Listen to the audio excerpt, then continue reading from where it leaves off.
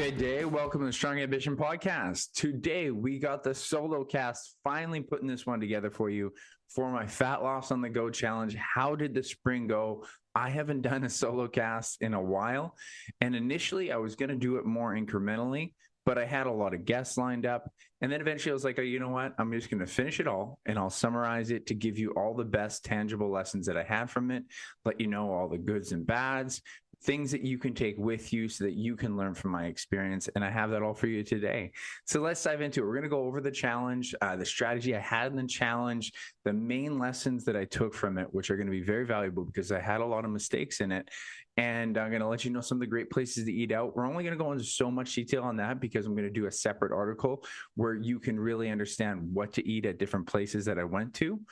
But at the same time, you'll learn a lot from this, and we're going to go over all of this. So let's start off with the Fat Loss on the Go challenge, if you do remember how I went about it. But I just want to break down the first 30 days, how it was different than the rest of the other 3 months, as I didn't end up extending my fat loss that much longer. So initial 30 days was really the essence of what I wanted to take longer, but it was so expensive. It was to, constantly eat out, basically as if I was in a different city or just didn't have time to cook from home. So I could have protein shakes. I ate out at restaurants, fast food places, or quick eats from the grocery store. So it had to be a lot of like pre-cooked things, pre-made things from the grocery store.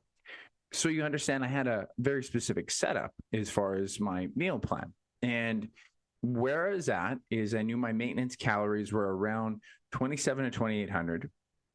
I would minus 500 from that. So was aiming around 2,300 to 2,400 calories daily total. And there was some lighter meals in the morning, and this was very on purpose. You could distribute those three or four meals throughout the day. I'm at a 4-meal cycle, so I went with what I was used to. And I could simply just deviate those all about 600 calories each. But if you're going to eat out, it's probably better to have the eating out meals bigger. And I did notice that made a big impact because it's really hard to control your calories when you're eating out. But with my first meal of the day and my last meal of the day were usually just protein shakes and food set up around the protein shakes, it was easier to keep those meals around 400 or 500 calories. And then the other meals were bigger. And it just give you more room for your calories. I also had at the start around 1 or 2 maintenance days as, being treat meal days. And on average, I was around 2 maintenance days a week, and maintenance would just be having enough room in your calories to have maintenance calories. You wouldn't lose weight, you wouldn't gain weight is the goal of that. And it's, people call it the cheat day, or I call it a treat meal because I don't think we want to have such a negative connotation with the act. But for the most part, it works well because we had some, family gatherings and stuff like that, and I could enjoy myself. Me and Angelina would go out for treat meals together, and it's something I recommend all my clients practice because you should always understand what it feels like to have a maintenance day while having some treat foods, because you still need some structure in that routine. It's not just cheat day, not just gonna go all out. We always want to practice what is a maintenance day, because if you're a yo-yo dieter in any way, you don't know it very intuitively. Then I had a protein distribution model, which was, take my body weight divided by how many meals. It was typically 4 meals. So it was just over 50 grams of protein per meal. And I'll talk about how I actually shifted that during this kind of whole fat loss phase from a very important lesson. But for the most part, it's still a good rule of thumb. You do want to try to have higher protein, especially most people miss it in breakfast and at lunch. And it makes such a difference for satiety later in the day. And so, as I mentioned, one of the main strategies that made a big difference for me was the morning and evening protein shakes. And some people ask me this often is, how many protein shakes can I have in a day? And my rule of thumb is honestly 2 is like not even a bad amount. You can have it as much as you want. You can have it with every meal, but you're going to get sick of that protein. You might not feel as full, and you're missing out on B vitamins and satiety, right? So the B vitamins come from meat, iron, zinc. And so a protein shake is technically a processed food, but it's literally the best form of processed food because they're processing the nutrient that we have a hard time getting. So it is a really efficient way to get it. But at the same time, we're missing other things. And it took me a while to realize that, I have a protein shake versus some chicken. The chicken breast will leave me fuller longer. And so a slower digesting protein versus a whey protein isolate, which is a fast digesting protein. So you might even be hungrier sooner. So I did really like this though, especially if you're looking for really time efficient things. I was used to making breakfast for a while, eggs or something like that. And this was quick protein shake and a protein bar in the morning. I was like, wow, that's easy. And it was actually, because of the protein bar being more structured, it was actually more filling, and it was good to masticate, to actually eat and chew food, or maybe have it with an apple. I put some flax seeds for some fiber, and it did enough for me because I don't have a crazy appetite in the morning, but I am used to eating. So it was a great routine. I'm not going to lie. I still use that now to this day. I still have 2 protein meals a day, morning and at night. But just the efficiency of the protein shake in the morning, I'm a huge fan of. Some people like to sit down and have breakfast, and that's great. I encourage whatever you're used to. But if you want like a really simple meal on the go, I would highly recommend the protein shake in the morning. I did discover that protein bars are good for like that really quick meal. The downside is, as I mentioned, well, actually, I didn't mention it. It's more expensive. It's significantly more expensive because you're looking at like $2 a bar, even if you get them as a good deal. Whereas if I just have like protein shakes are not that expensive per protein shake. People are so like, oh man, it's like an arm and a leg to buy one of these things. It's like, no, it's $100 or something like that for a big container that lasts you for over a month. Per gram of protein, per serving, it is still one of the best ways to get protein. There are cheaper forms, but it is one of the best. The protein bar is an expensive thing. So when I really broke down, like I had a solid Excel spreadsheet. I'll eventually send this out on my social media. So if you want to see a copy of it, it was a really, not a fancy, but a very effective Excel spreadsheet that broke down the cost of each meal and the cost per meal for whatever I was using. So I knew if a meal that I made at home had protein, an apple, flaxseed, in the protein bar, I knew it cost me $6 because I broke down the cost per average, per scoop of protein and everything. And so the difference between having that protein meal and then having a protein shake with some oats, which is little quick package of oats, super cheap. That would cost me like $3 if I had it with an apple. The apple was one of the more expensive things in that meal. So I discovered that was a good meal. Choice is to have the protein shake, but the protein bar made it more expensive. But if you're in a different city and you don't want to bring a lot of things, just having a protein shake and a protein bar is actually a really effective thing. With an apple, I highly recommend. And as I mentioned, the evening meals were still protein. And if you follow my Instagram, you see me talk about these dozens of times. Protein and fruit in like kind of a fruit dessert bowl. I'd rather have that than a protein shake blended up because I find I drink the blended shake too fast. But it's also preferencing, and I would put some yogurt in it, and the yogurt actually had more texture. But I've had a client straight up say, it's like, I don't really like that texture. It's like, you got to like it, right? So it's not everyone's cup of tea. But I always get this question often. It's like, can you eat at night? Yes, absolutely, you can eat at night. It's your total calories at the end of the day. The only thing about that evening meal, there's 2 things I'll say. One, don't have it so big that you can't sleep at night. I hear a lot of people say you got to cut off, after 7, after 8, you got to cut it off. It's like, what you eat matters, and how much you eat matters a lot. I have been having some sort of a protein shake or a protein treat for 10 years, probably longer, and I haven't noticed it disrupt my sleep. But if I had a steak late at night, sometimes me and Angelina would have these late night meals. It took us a while to get it going. I'm sweating in bed because red meat will actually give you this thermal effect. And so I would recommend you pay attention to what you eat so it's not disrupting your sleep. The second thing, what you eat in the right calorie range. So if you're leaving like an extra 600-700 calories so you can binge on something, that's probably going to disrupt your sleep because your body's just not going to respond well to that. And are you going to stop at whatever calorie range you're supposed to have? What you're eating matters at night. How much you're eating matters at night, but you can eat at night. So it's your total calories, the most important thing, and the decisions you make around it and whether or not it affects your sleep if you're going to eat at night. So I just had to mention that because I'm a big fan of it. If people have these late night cravings, if you're hitting your protein goal during the day, just actually plan on something that's easy to digest, but a little bit at night, and then stick to that number before bed. Because personally, I don't like going to bed feeling really hungry. So from there, that was kind of the setup. And then I'll kind of dive into each month as we go along here. and kind of the lessons from each of the months. So the first 30 days, it was where I initially started. I did a DEXA scan, so the very accurate form of measurement, better than skin folds, but I also was doing skin folds because I could do skin folds with Angelina periodically along the way. Super effective to be able to, check in. It's like, hey, am I on the right track? Are things going well? DEXA scans like $100 to $200. So I did it at the start and at the end, but the skin folds were also usually just over 2% less. So I knew roughly where I was coming from. So the DEXA had me at 13.5.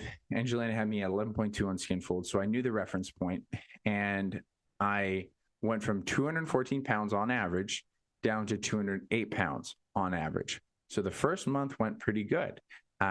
It was on skin folds from 11.2 to 10.4. So just over 6% down. About 8% down, 0.8%, more specifically, 0.8% down, not quite a full percent body fat down.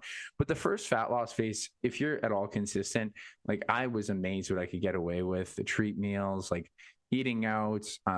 I did a lot of fast food. I even did KFC. I bought a bucket of chicken, took off the skin, made that fit my calories. Digestively, I think I noticed some funny things, but at the same time, I was getting weight loss and I was still having treat meals, and I was amazed. It kind of made me a little bit too complacent the next month because of how well it went. But it's actually really important to consider, if you get into a fat loss phase, kind of don't take the first 2 pounds too serious. It's good. You're on the right track, but it doesn't matter as much as you think, because when you go, say, back into a maintenance period, a lot of that's going to be water weight and food volume. So yes, I lost like from 14 to 208. Wow, that's a lot of weight loss. Half of it is just water, and it's a classic water weight thing. So just when your body starts to lose that much water retention from the food. So yes, you're on the right track, but take your second month a lot more serious. And I paid the consequence of it a little bit. So I shifted from that, the whole 30 days there. I'm going to talk about how it was very expensive. As much as I wanted to keep doing it, that whole month cost me over $1,000 just on food. And so I just couldn't sustain it. I had some good lessons from it, and I was like, I'm just going to keep it going 2 to 4 days out of the week. On average, I was around 3 times a week, sometimes more or less. I could cook for myself. But as I mentioned, the breakfast and evening thing ran really well for me. So I kept that going. I really love the efficiency in the morning, and in the evening, it's just a way that I can have satiety or just that little sweet treat at night. So it worked really well. April had a lot more weight stalls for me, though. That was the interesting thing.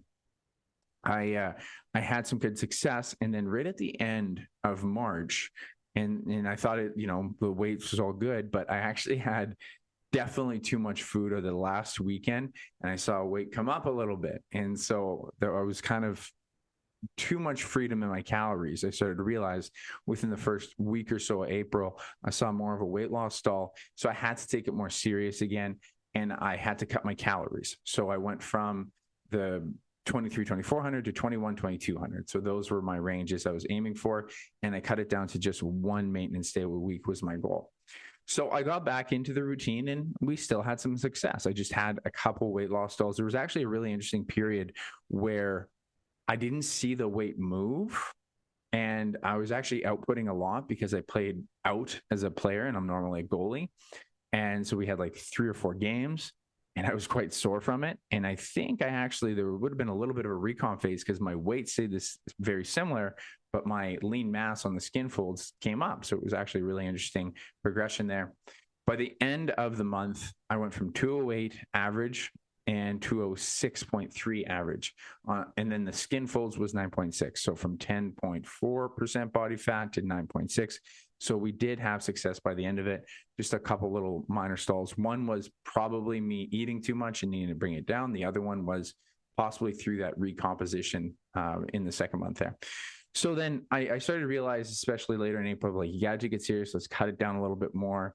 And I really took May a lot more serious. This was my best month as far as adherence, and I saw really good success. That's when I really started to see my physique get a lot leaner. I kept the calories lower, around 2,000 calories a day, one maintenance day a week. And so this is where I did my bodybuilding show, and I've done a lot of other cuts where 2000 is like a pretty sweet zone for me where I know I'm going to get success as far as fat loss goes, but I'm not crazy hungry. I know I'm in a deficit for sure, but it's just very sustainable. And my body just got more comfortable with that fewer calories. I think I could have progressed into it faster. And I've honestly gone from like eating 27 or 3,000 calories down to 2,000 calories, but it takes 2 or 3 days for your body to be like, whoa, I'm used to eating. And then all of a sudden you'll be like, okay, that's what I'm eating. And I've found that you can go a lot quicker into it. However, I've seen a lot of people use the step down model and possibly could be better for retaining lean mass, like your muscle, and just using your metabolic rate where it's at. However, when I did my bodybuilding show, it works. I haven't seen too many research articles on like, can you just go down fast? I've seen some talk about step down approach is more effective. I personally like to encourage people to come down, and then if you see a bit of a weight loss stall or it's going slower, then if the person is comfortable with going down, cut it down another 100 or 200 calories. If you've done a fat loss phase before, progressively go to where you know you're comfortable. Or if you just feel like you're comfortable with a slower weight loss, like I had a client recently, and Kelsey, she was on here when she did her weight loss this last time. She's done around 14 to 1300. And I said, if you're okay with where you're at 1600, you're losing weight, but it's slow. She was okay with it. And she got to her physique and she liked it. And that's fine. Like if she wanted to go fast for any reason, she could cut it down. Her body could handle it, but she didn't want to. And so for myself, I would probably go down a little bit quicker next time, because the 2000 just made it so much faster and smoother. And I just think people have to become mentally comfortable like that. Once you start feeling a little bit hungry, it's not that much worse if you bring it down, as long as it's above your basal metabolic rate. I know my BMR is around 18 to 1900. And as long as I'm above that, I don't get excessively fatigued. You'll get some psychological like appetite, and you'll feel that restraint here and there. That's totally normal. It's part of a deficit. But when it comes to just like, is it like really crazy hungry? No, I'm not like crazy fatigued. No, I don't get that.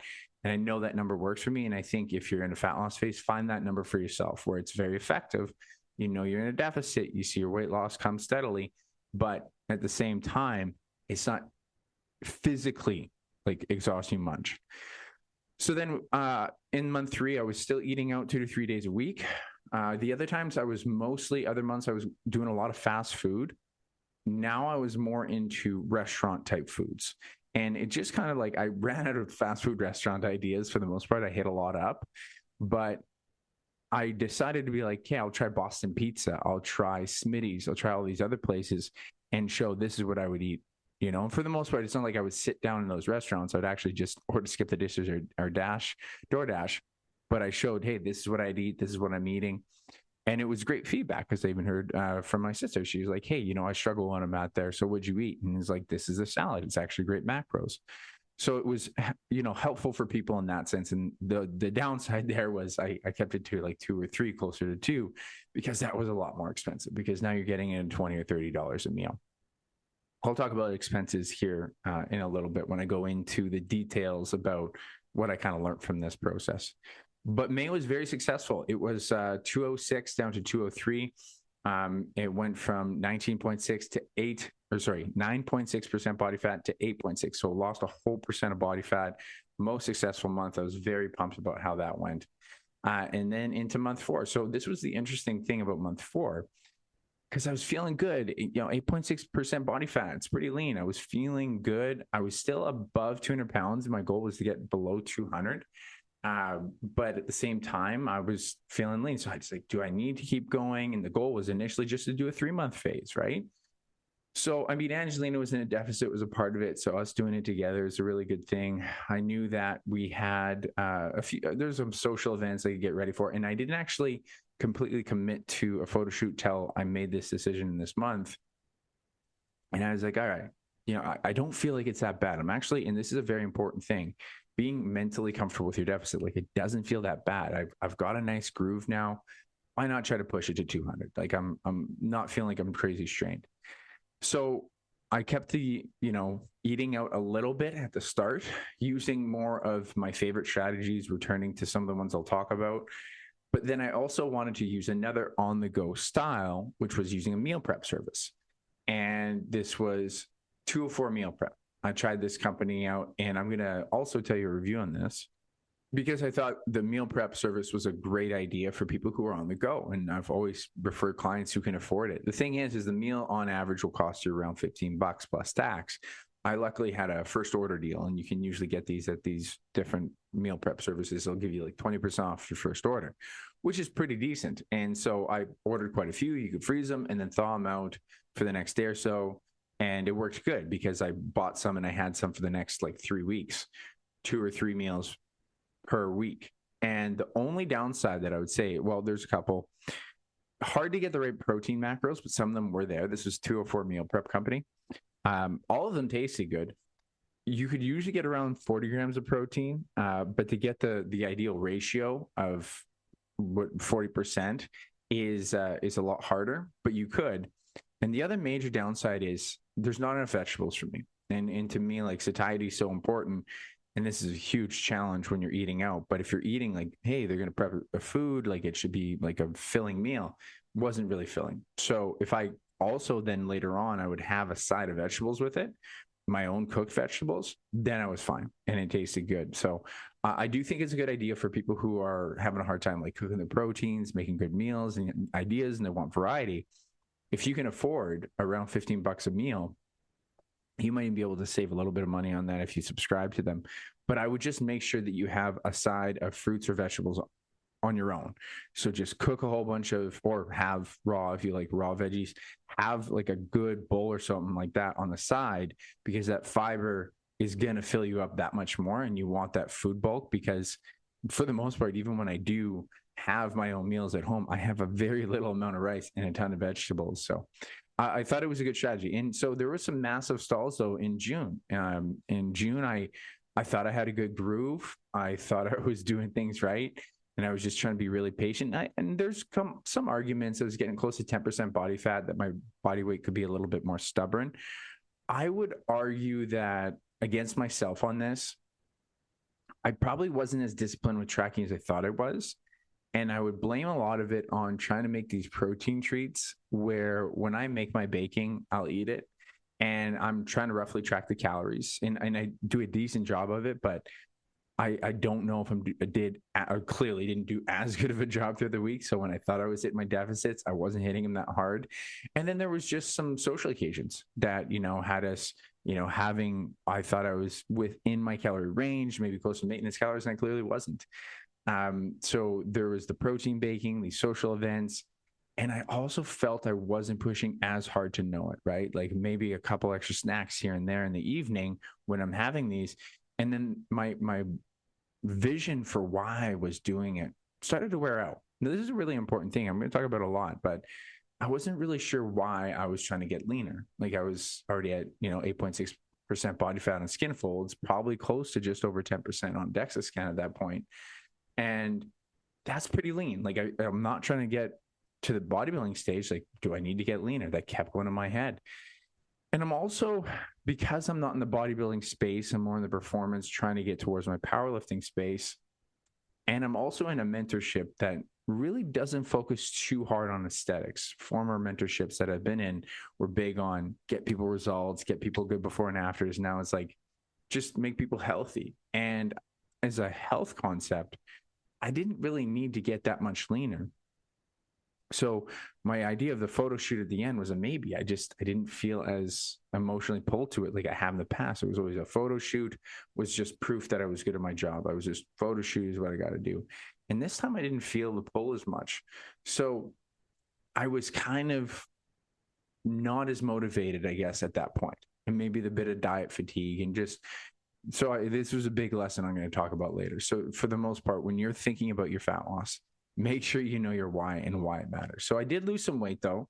I went from 203 down to 201, and I was, I hit my goal as far as seeing under 200 pounds on the scale at least a couple times.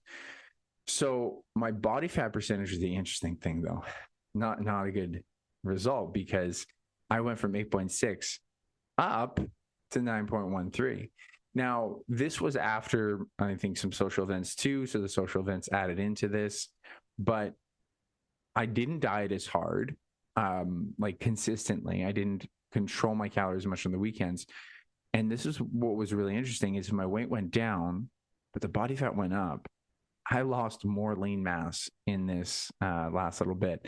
Something I forgot to mention at the start of this was, if you may or may not remember, when I talked about this challenge I was doing with the fat loss on the go, I was doing busy fitness, which is like really simple 30 minutes or less workouts.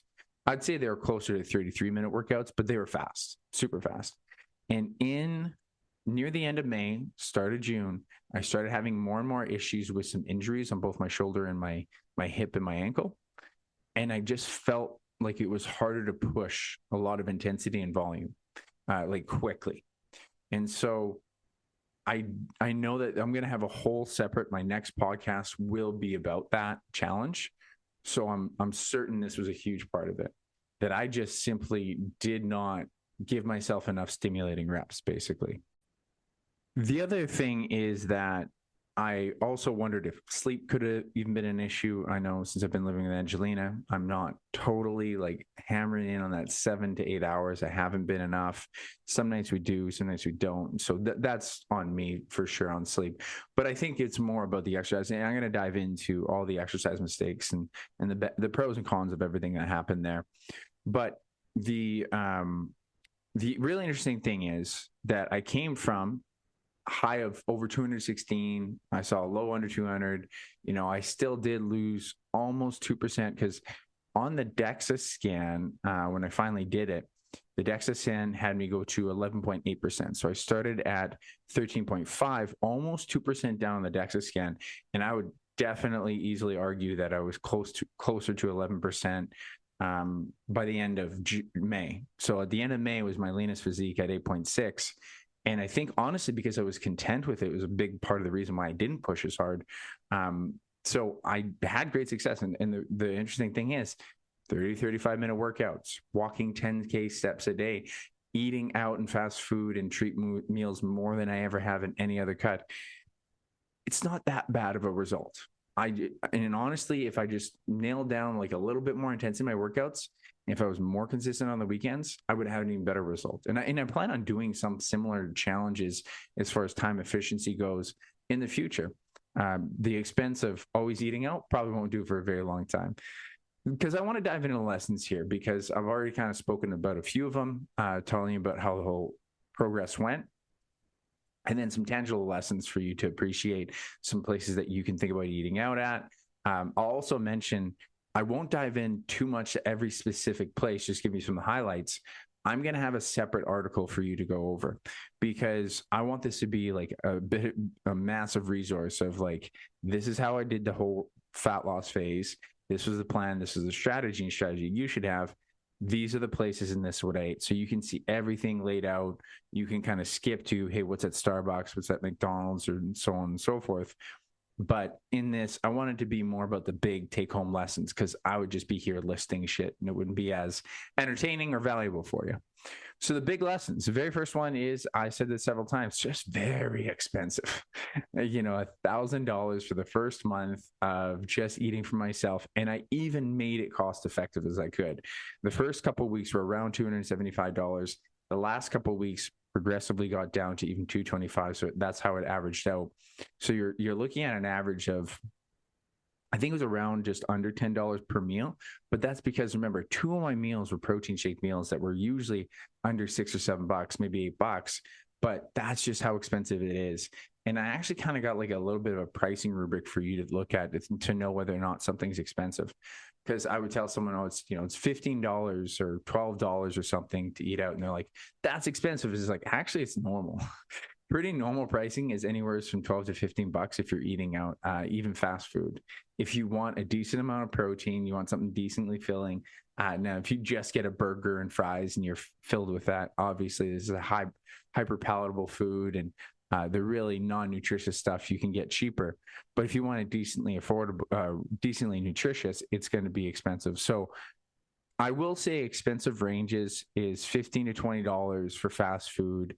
Average restaurant was probably closer to $30, and I wouldn't even call that crazy expensive for a restaurant. Expensively closer to 40. Sometimes it was even $70 because I got the filet mignon. But so this is kind of I'll go just on the fast food. 15 to 20 is expensive. 12 to 15 is moderately expensive, but kind of normal. $8 to $12 is actually pretty good price for fast food. Under $8 is a really good price. And very few places would have anything under $8 that could give you a good amount of protein and anywhere decent nutrients. So I'll tell you some of the highlight places here. And the best one was, and I said this from the get-go and nothing beat it, A&W Burger Patties plain. They're like $1.50 a burger plus tax. So if I got 4 burger patties and just plain, I told them put the seasoning salt on there. Some people are like, oh, salt's bad. No, I'm not eating anything else. That salt's actually going to help you with satiety, and it tastes delicious. I actually even had a lettuce wrap burger from A&W, and I'd rather just have the plain burger because the Grandpa Burger has 3 patties, and you're paying more for that whole burger setup versus if I had just 3 or 4 plain burger patties, it was only $6.72 for a meal. Like, that's super cheap for a meal eating on the go. So if you forget something, you're looking for a quick meal. Average person, probably even 3 patties because I'm over 200 pounds. The 4 patties was over 50 grams of protein and just over 500 calories because they have good lean ground beef that has that 40% ratio that you want in your meat. Now, any burger joint, you can actually probably just order a plain burger. There was one called Dolly Burgers that I went to, and that place had I think it was around the same pricing. Now, I don't know for sure if it was like the 80-20 or 90-10 lean ground beef. Not really 100% sure of it, but it seemed comparable. It was like around $8. McDonald's and Burger King, depending on, I didn't actually try their other kinds of patties, but if you did a Whopper, and I know if you do a quarter pounder from McDonald's, they're closer to 30% protein, which is okay. And if that's what you have on the go, just know that's going to come with more fat calories, and you'd want to bring it down on subsequent meals. And I'll also say, as far as like feeling full from that, like really good, because fat can be really filling, and it's a delicious, like the quarter pounder was a delicious greasy burger. So I remember having that, and that was actually quite filling, but not quite as cheap as A&W options. So I'll say the A&W is the best burger deal I saw on the go. Dolly Burgers, or if you're in any burger joint, let's say you're just on the go and you're like, I want something quick, but that's a burger restaurant. Just ask for a plain burger. It might be 30 or 40%. You ask what kind of ground beef they have, ask for a plain burger, nothing else. On average, and you can just ask them how many ounces it is and then track it. I'd say the average person, if you're a smaller person, maybe 2 patties or 3. And if you're closer to around, 180 to 200 pounds or more, then I would ask for 4, and you'll be good. You'll be full for the next 3 or 4 hours. And I guarantee you that'll help you keep you towards your goal. Other good deals here that people actually wouldn't think about was just plain eggs at McDonald's. McDonald's actually has real eggs that they cook. Like, they don't really put much else in it. And you can order them plain by themselves. Interesting thing is, there's 2 different places I went to. One place charged me $1.30 per egg, which was awesome, right? For on the go. You go to 6 of those, and it was only like $8. And that's going to be 36 grams of protein. An egg is typically around 36% protein total. And so you're getting 30 grams of protein. The rest is fat, but it's going to be filling. Eggs are very filling. If you like eggs that much, that's the only challenge. And I had it with a protein shake, so I could just top off, hit my 50 grams of protein. And it was a great breakfast for quick on the go, and pretty affordable because it was under that $10 margin. The best quick on the go, I would say, for eggs, though, was even actually Tim's. And I think it worked out to be a bit cheaper. I think around, well, if you wanted to get that much more protein, if you wanted to go all the way, I think I did it around the same, where I had around over half my protein, around 36 grams of protein, because you get a few of them, and they have around 40% protein or 42% protein. They're called egg white omelet bites. And it's funny because I always say if they're egg whites, they should be just egg whites, but they always still put some fat in there, but that's fine.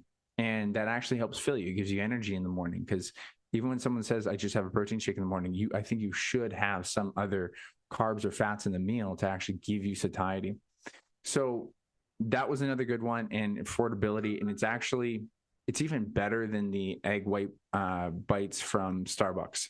They're not a really good deal. They're around 30% protein.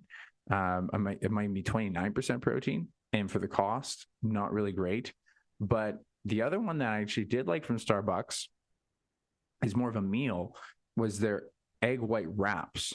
And I realized, 20 grams of protein per wrap, even though it is like 28% protein, if you get 2 of those, you get 40 grams, and it's around $12. And that's pretty filling. And I'm going to talk to you about how I actually learned that you don't need to hit that perfect, 50 grams of protein every time. I think everyone should hit a minimum of 30, but it was, around $12, and I was actually pretty full. I did that meal once, even in June recently, and it was a good, tasty meal. So I was a big fan of that.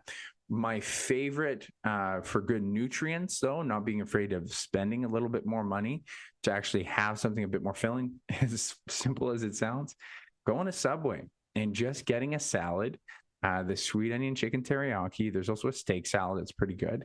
And you just double or even triple your protein, because it's just veggies in it. And the calories are mostly coming from some of the protein, but the salad dressing. And so you can ask for it on the side if you want, but I just put it on there.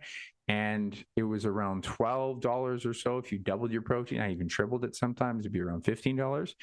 But I was actually very full, and you're getting a lot of nutrients. And you can say, hey, put some extra, I would always say a lot more spinach, more vitamin C, and vitamin A, and then get more peppers, more vitamin C, and then you can just fill it up with anything else that you want. But I just know I'm getting nutrients from that, not just the meat, which makes it valuable. I also had some good lessons from the grocery shops, and that would be big pre-made salads are actually really great for on the go, but it's hard for it to have still a decent amount of nutrients. So when you look at the pre-made salads that are in the packaged, because there's ones made from the store and there's some that are pre-packaged, either of them, make sure it's either kale or spinach. I personally would recommend. I honestly also just don't love romaine, because quite often these places will give you the very watered down, just white part of the romaine lettuce. I find it hard to eat. If you like romaine, you eat what you like. And romaine actually does come with nutrients, but spinach or kale will actually come with a lot more nutrients. Typically, those would be the ones. I do find it's just easier to make your own, but make it super simple. And so I had done a version of theirs, and you kind of break it up throughout many days. Or I did my own. I just they have the, pre-made mixed greens. And I was a big fan of the mixed greens. And then you grab just some, you can have some mixed nuts, and then just some salad, or actually my salad dressing. I would get a low calorie salad dressing, and this is the biggest thing that I recommend to people, if you're comfortable with yogurt, is having yogurt as your salad dressing. Now, this is a quiet brand that I swear I don't hear people talk about enough, is Source protein yogurt. And even just Source yogurt is super cheap. You can get these little kind of dessert packs, and they are no sugar added. They have some sweetener in there, and it tastes amazing. And they're very low calorie, 40 grams per. And if you're on the go, they have the to-go packages that you can take to work, open them up, put them in there, and that can be your salad dressing itself, or you mix it with your salad dressing. And what I find is when you mix yogurt and your salad dressing, the salad dressing will give it most of that flavor and a little bit of that oily texture that you want. And the yogurt extends that, makes it still nice and creamy without adding a ton of extra calories, actually adding more protein. So that's a really nice kind of combination. And so that's a huge thing. I didn't actually use Greek yogurt much because it was so expensive in comparison to that brand. And they just recently came out with a Source protein brand that's double the protein, and it's comparable protein quantity to Greek yogurt. So I highly recommend you look for Source protein if you have it around your stores.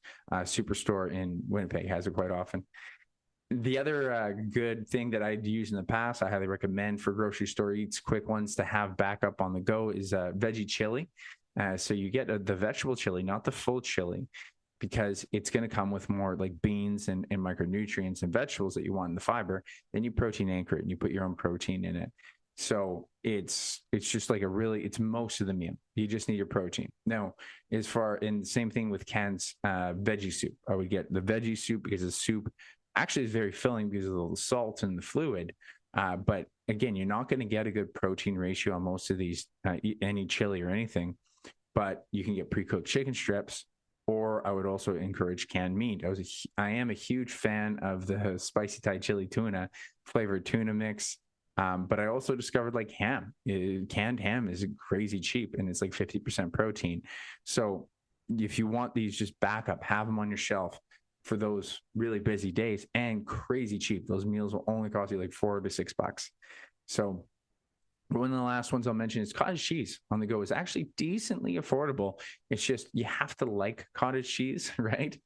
So I have a meal idea I haven't done. There was one I did on my Fat Loss on the Go videos, and you may have seen the reel of it, but it's this no sugar Hershey's chocolate syrup. Now, the only downside is here in Winnipeg, you can only get it from Amazon. You have to buy like 3 or 4 at a time.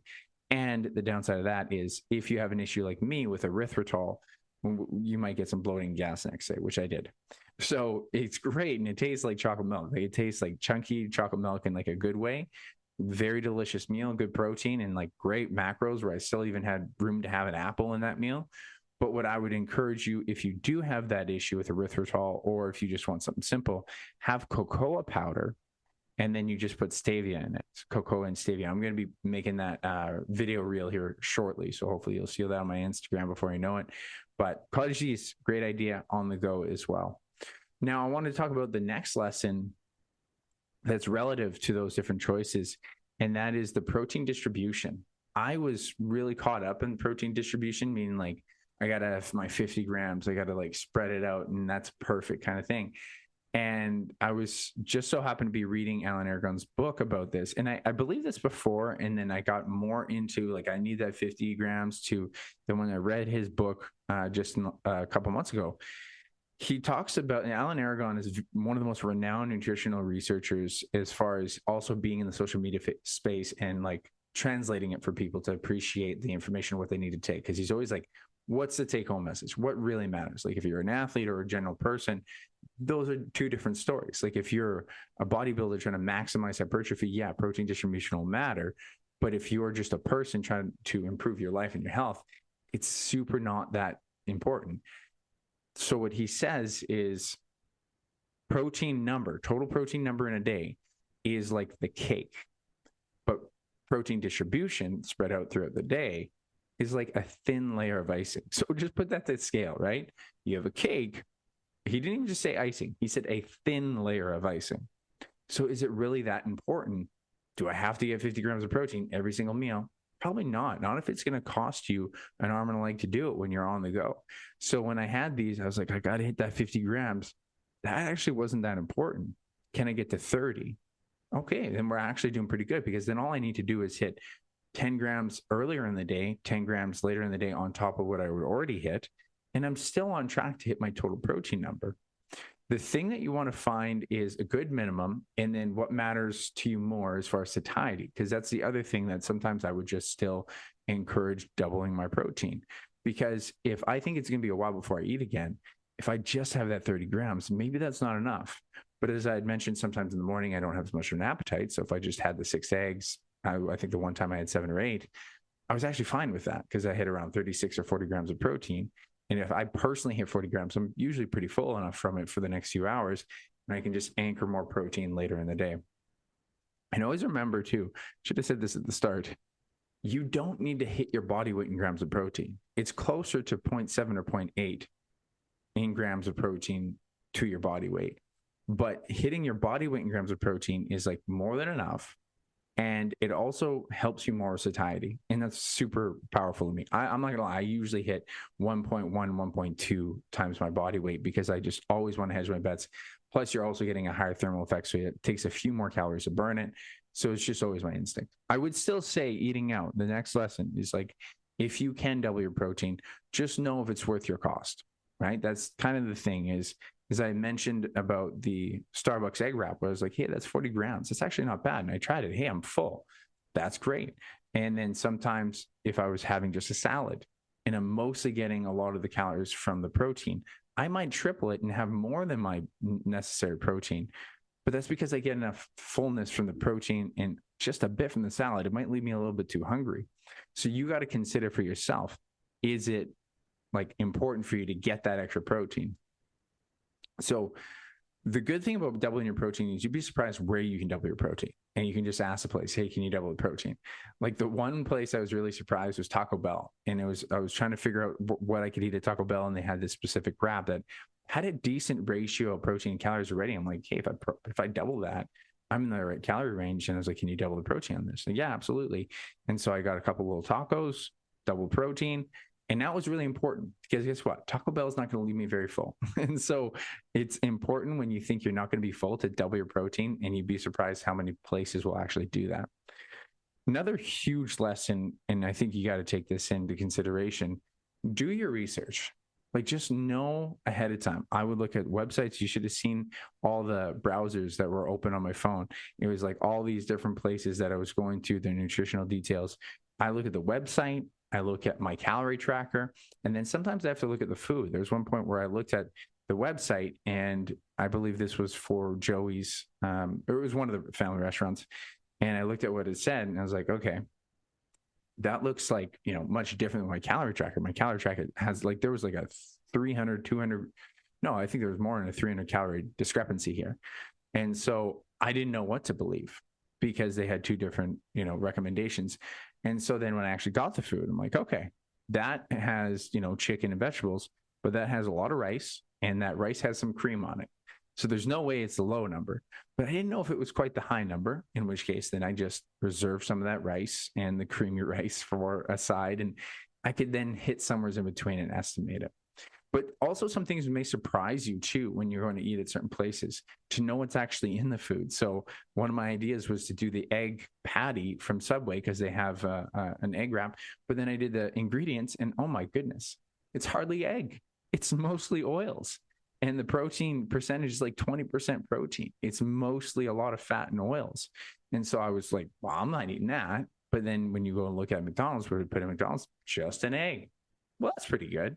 So if you do the research, you might be surprised. And even some things that are maybe not necessarily always the healthiest choice, but could help you hit that protein percentage. Remember, you want to hit 40% protein.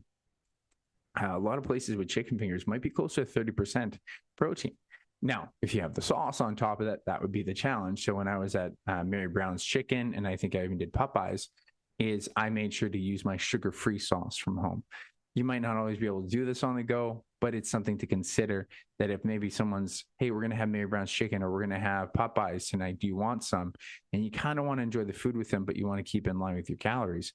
I highly recommend you ask for some of the, take a look at the research as far as which one you get. But I do remember Mary Brown's chicken tenders and their popcorn was around 30%. And then you would just have that with a sugar-free sauce, and it tastes delicious. It'll leave you moderately full, not very much because it's processed food, but I do highly recommend you kind of pay attention to those where you might be surprised. Also, Freshie, one of the worst places for low calorie and high protein foods. You'd think, like, if all the brands, it's like, hey, this is a healthy place to eat. I'm not saying that they don't have nutrients. I'm saying if your goal is weight loss, you're trying to lose weight, so you want lower calories and higher protein, one of the most important fundamental things. And yes, there's a lot of nutrients in those foods. They're more or less, quote unquote, whole foods. They're still coming from, processing somewhat, but it seems like whole foods. They had like one type of food there. It was like the Fiesta salad. Nothing else could hit the protein calorie ratio. I wanted to even go back after the first time, but it was super expensive. It was like $20. And so even though I wanted to go back, I'm like, actually, there's nothing here even worth it to me. So I was quite surprised. So again, doing your research helps. And Wendy's salads, actually pretty good. They're not the cheapest, but they're around $12 to $15 if you double your protein.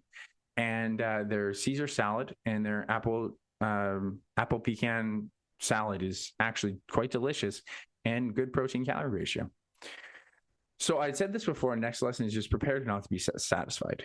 This is a big challenge because you're eating processed food if you're on the go. So some things might satisfy you somewhat, some might not. So just be aware of that because it's processed food. So what I would recommend, if you have to be in these scenarios where, yeah, I'm going to be eating out, I'm going to be like, I got to pick up food here or here. This is why it's great when you're on the go person. Have some sort of apples or fruit around when you're busy. this made such a difference for me. So I would finish the fast food, something that I ordered, and like an hour or so later, I'm like, yeah, I need like half an apple or an apple, and it would get me to my next meal. So highly recommend. That's the one thing I do encourage for snacks. And people say, what kind of snacks? And some people are against snacks. I'm actually a fan of fruit as your snack. Like that should be your go-to snack. I'm also a big fan of diet drinks. If you didn't know, there is no research to say that they are dangerous or poisonous. So I highly recommend you have some diet drinks. Just make sure that if they're caffeinated, you keep those for the morning and the uncaffeinated ones for the afternoon and evening. I'm also a big fan of essential amino acids, not for muscle building. BCAAs or EAAs have always been a great appetite suppressor for me. So I do highly recommend them. And then the next thing to actually talk about is the challenge around unlisted calories. Okay, so you go to a restaurant and there was some places, and some of them are even chains, but they either had them roughly listed or you just didn't know.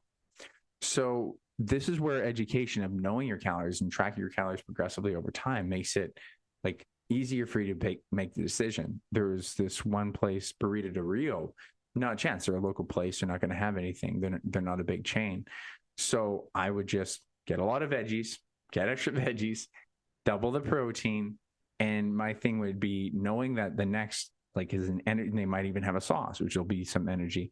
And I say energy, carbs or fats. So whenever I say energy in food, I talk about carbs or fats being an energy source.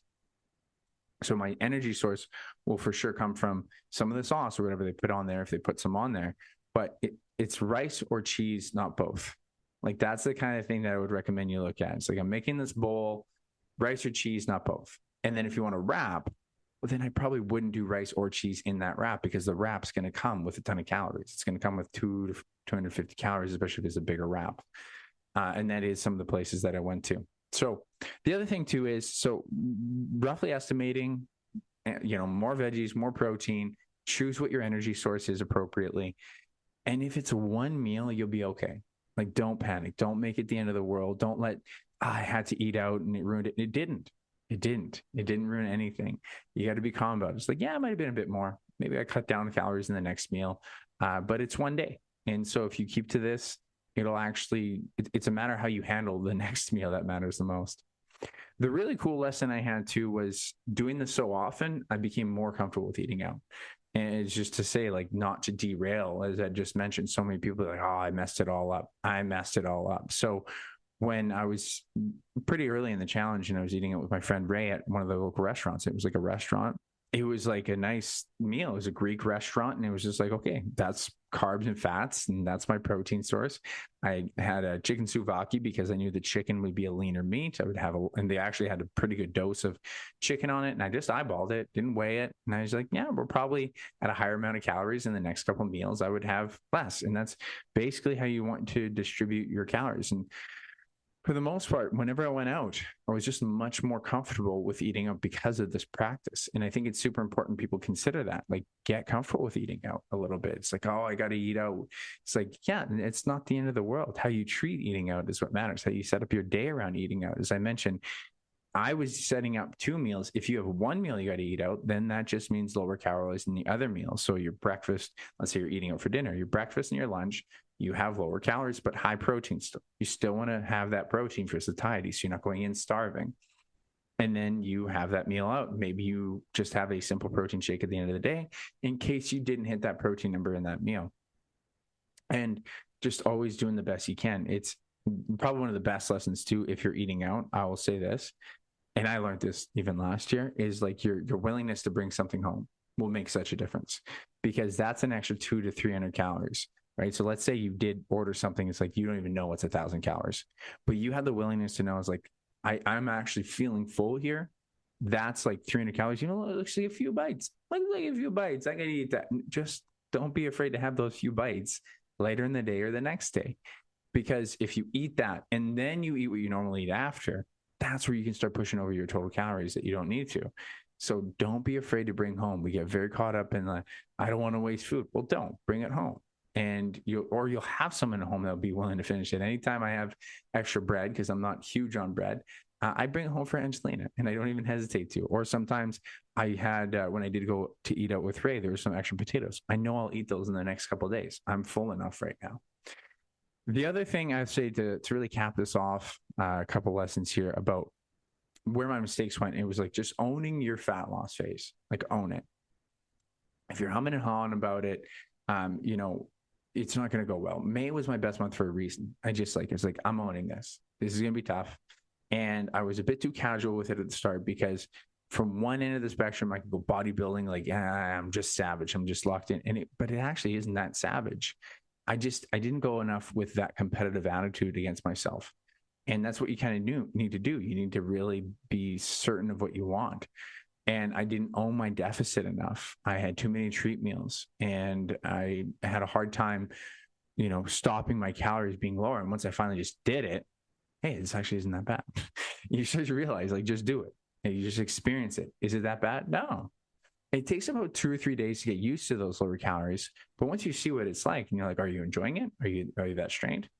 I'm actually not. You just need to experience it. But we can get apprehensive to thinking, you know, I want that extra bite here and there. And it's like that extra bite is not that important, especially if you think about what your goal is. And eventually, if you have your Monday to Friday down, it's all about the weekends. I'd say, like, get to that position and then you're in a good position because then you know your battle, right? If your position is, yeah, I do great Monday to Friday, it's Saturday and Sunday. Okay, this is great news because you already figured out 80% of the problem. You're just 20% of the time, give or take, that you are just not spending enough time in deficit. We're not owning those calories enough. And so we can just mentally focus on that. Now you know where your target is. If you can't do it throughout the week, then that's a big battle on its own. But once you get 5 days down, okay, just 2 more days. And so then that is where you just need to be clear with your mission. And that goes into the next part. And that is know your why and what you're trying to achieve. This was my biggest mistake by far, was I had an idea. I kind of wanted to get leaner. I was getting leaner. And that's why I even, you know, I felt good at the end of May and start of June. I was like, I feel good. Like, I'm lean. This is nice. But it's like, did that 200 pounds matter as much as I thought I did? It was an idea. And I also didn't say, hey, am I doing this photo shoot or not? And I was kind of humming and hawing about it. So I didn't feel as much like compulsion to it. And so for yourself, like, what is your why is so important. And other cuts before, the photo shoot was always super motivating for me. And I was less motivated to do the photo shoot this year because I was just less about aesthetics. It was more about performance. It was more about general health. And the reason why I say that general health idea is because a healthy body fat percentage can be anywheres for a male under 10% body fat, really. It could be, like, depending on your lifestyle. So someone could be 18% body fat, but eating crappy and not exercising and stuff like that. But if that 18% body fat person then started to exercise, started strength training, let's say the strength training, cardio is healthy, and they're eating good food, and they get to even 15% or 16%, or maybe they're at 18%, but they're doing all those things. And I know people like that. They're healthy. Like, you're metabolically healthy. You're going to probably still live a long time. To be under 10% as a male, and it's for males compared to females, just so you know, it's about 8 to 9% more body fat. So for females, it's from 30 to 20 roughly. And if you're under 20% body fat, you're more than healthy. It's just more about aesthetic or performance goals. So like if you're, say, in a weight class oriented sport, being lighter and leaner is going to help you. If you're, you know, trying to go after aesthetics, you just want to see yourself lean. That's the reason. But then you got to own that reason. So it's not just a matter of health. It's a matter of some sort of a competitive edge, some sort of a performance piece. And so if I was going to do the photo shoot because I thought it really mattered, I just started to realize photo shoots didn't matter that much for my job, and especially because I'm not in that bodybuilding space.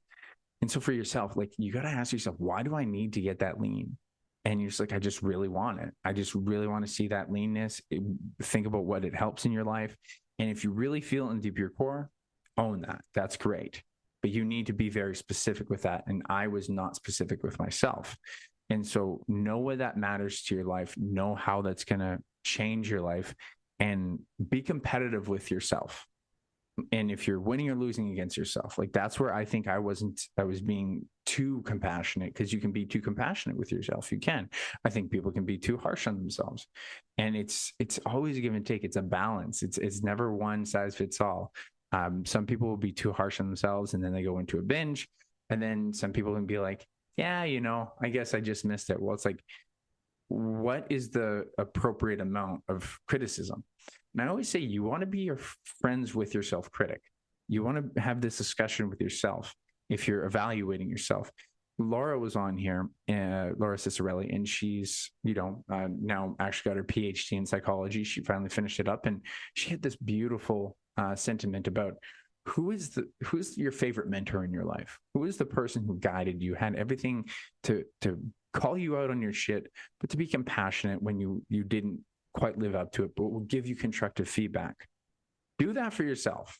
That's what you got to be able to do. And I think I was too compassionate with myself, or I just wasn't clear on my mission enough, so that I wasn't hard on myself to be like, this is where you got to stop. This is where you got to push. And there was also issues with my training, which I'll go into the next podcast.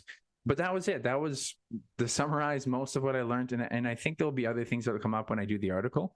But for the most part, I learned a lot. And it was a fun challenge. I like going after these challenges. That's why I did the bodybuilding. This year I did the fat loss. I have some other ideas for different fat loss challenges in the future. Now, as far as where I'm going in the future, as far as my fitness, I'm actually just trying to maintain. The interesting thing about June was I put on a little bit of weight, but I kind of maintained. Yet I had to have basically is like lower calories throughout the week, and I had some fun foods on the weekend. And so it's kind of my methodology throughout the summer, but just trying not to binge on the weekend because you're just trying to splurge too much, but to still be comfortable with a slight calorie deficit and do that for at least a month or so while actually adding more volume, as I was not doing a lot of strength training volume. And so slowly start to build up in the fall. And I'm not gonna lie, this is actually my bigger challenge I want to try, is to put on substantial muscle in the next year. So I may or may not even do much of a fat loss phase in the spring. My goal is to do like no mini cuts this year, because I did 2 last year, which will halt your weight gaining, muscle gaining process. So by somewheres, I haven't decided if it's August or June or in the fall, but I'm going to do a very slow build. And I'm hoping to put on, it's not going to be like substantial muscle. I'm going to put on 20 pounds, but I just want to own my build phase, because I have not done that very well in the past. And that's a lot of discipline that I need, as far as having very consistent calories and not wanting to just yo-yo myself in some way. So that's my goal in the future here. And I think I learned a ton here about eating out, eating on the go. I know how to do it. Again, that article is going to be a great resource for you. And I hope it helped you. I hope you learned a lot from this podcast lesson. I'm sorry it took so long to get out, but I wanted to condense, wanted to give you a lot more tangible things. I think if I do any more challenges in the future, I'll make sure I come up here more routinely. It was funny when I went to write out this, I had to actually go back and watch my Instagram Where Am I at Wednesdays to even remember it, because those are almost like mini journals to me. Like, what happened that week? What happened that week? And it's like, I actually learned from that. And so this is a way for myself to even learn in the process. But that's it for the summary of the Fat Loss on the Go Challenge. Again, I hope you learned a lot from this episode. I hope you value it. And please check out the website article when I actually do put it out there, promote it, share it with some other people, and share this with other people that have to eat on the go, are trying to do fast food when they try to eat out. How can they do it healthy? So we can help them with what they're trying to do, because so many people, almost everyone, will end up having to eat fast food and try to make a better choice with it. So hopefully this can touch some more people and help more people out. And just thank you as a listener, as I just want to be there to help give you more information. And make sure to tune in next week, next episode, which will be a couple weeks, as I'm going to dive into the exercise portion, how we can make exercise 30 minutes or less. You're going to learn from my mistakes, but learn from what did work very well, and how I actually ended up hitting a couple PRs on my deadlift and on my bench press. Surprised me too. So make sure you tune in to see that one. And always remember, life isn't about the pursuit of happiness, but rather it's the happiness within your pursuit. And I'll catch you next time.